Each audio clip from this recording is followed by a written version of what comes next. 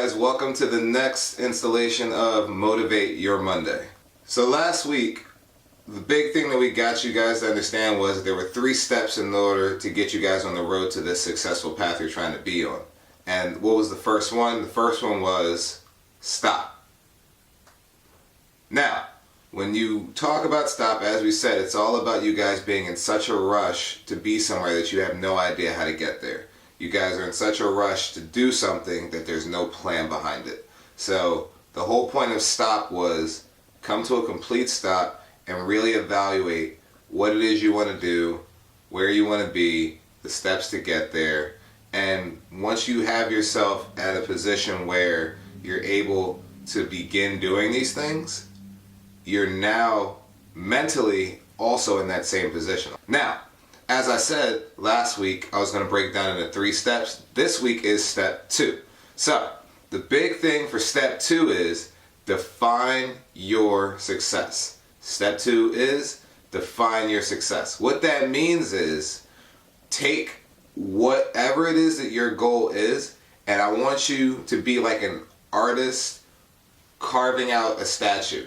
You have to take and really piece together what every bit of your goal looks like, what every bit of your dream looks like. You have to sit there and for hours just work on chiseling away until you can literally, in your head, see every piece of your goal.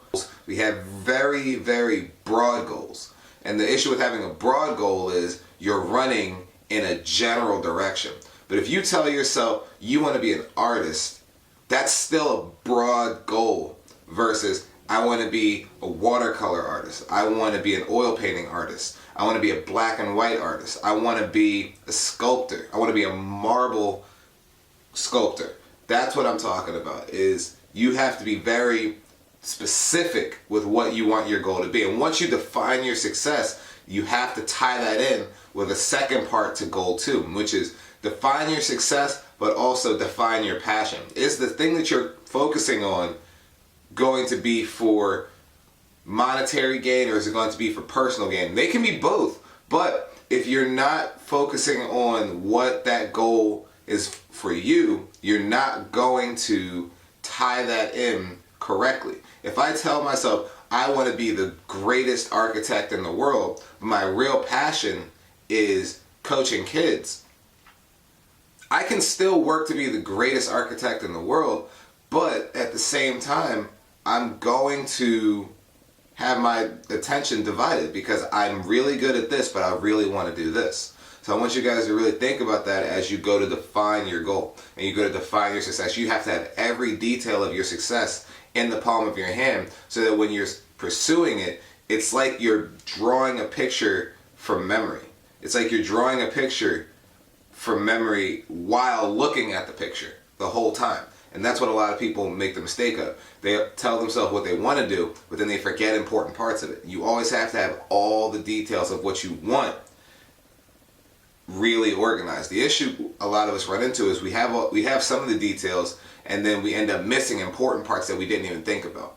When we talk about defining your success, you have to define not just your success, but the things that stand around your success. Like, do you need a team to help you build your success? Are there obstacles in the way of you getting to that success? And once you define the pieces that are essential and the things that are obstacles, you'll be way more likely to plan accordingly for your success. Do you think that the best athletes in the world would be where they are if they didn't have a plan, or if they didn't have a coach that had a plan, or if they hadn't defined what their big goals in life were? Steph Curry, who's one of the best shooters in the league right now, LeBron James, who people are saying is one of the greatest basketball players, Michael Jordan, Roger Federer, Rafael Nadal, Tiger Woods. It doesn't matter who we talk about. From the beginning of their athletic career, they knew what it was that they wanted to do.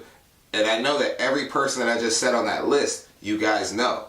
And the reason why you know that is because every piece of their journey was towards their success. They weren't going basketball, basketball, basketball. I think I want to try and play pool for a while. Basketball, basketball, basketball. Let's go play soccer. It was, We're going to play this. We're going to be the best at this. We're going to put all of our energy into this and then see how far that really takes us. And at the same time they're investing their energy, they have a team investing their brains into how can we get this person this far. They have a coach, they have an athletic trainer, they have a person that plans their schedule. They're in college and they have to practice with the team. They're in college and they have to practice with the coach by themselves for individuals. They have to go and do 100 shots before they're allowed to even step on the court. All those little things are pieces of a plan that make it possible for you to get to your successful goal. But the issue is a lot of us don't want to think about those little pieces. Why do I have to go practice that extra hour when all I have to do is go to practice with the team? It's because that's putting you one step ahead of the other people that want your same goal. What you have to remember is you are not the only person that has this goal. And a lot of us feel like, I am so special. I'm so great because I want to do this. But the thing is, and it's not to destroy your dream, you may want to be the greatest person at whatever it is that you're thinking right now, but I guarantee you there are just as many people watching this video with the same goal, or watching a different video with the same goal. You may want to be the greatest teacher or the greatest professor or the next Michael Jordan, and there are a bunch of other kids with the same exact thought process, and you're competing with all of them. And the issue is a lot of us want to compete, but nobody wants to excel at the same time. We all want to go to practice, but we all want to go to practice and just do what the coach says. And then you have one or two people that'll go to practice early, shoot for a half hour before practice starts. We have people that'll go to practice and stay there after and go put up weights. We have people that'll go to practice and will sit there and when they're injured still go to practice so that they're not missing out on stuff. That's what we're talking about when we're saying excel, have a plan, and really invest everything into it. Talent only gets you so far, but working hard consistently will always push you past the person with talent. That's a big thing for me.